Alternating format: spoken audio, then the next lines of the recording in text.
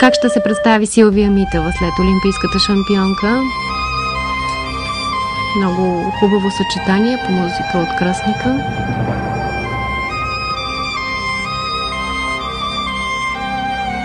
Прекрасни 5 пълни пируета на етюд, рядко виждано изпълнение.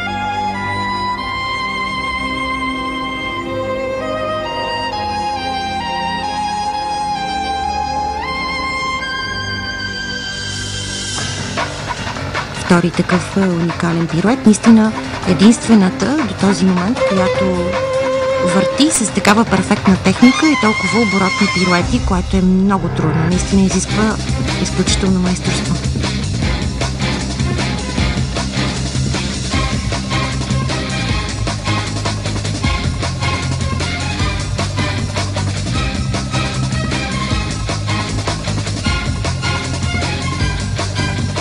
Не стана елемента, малка грешка.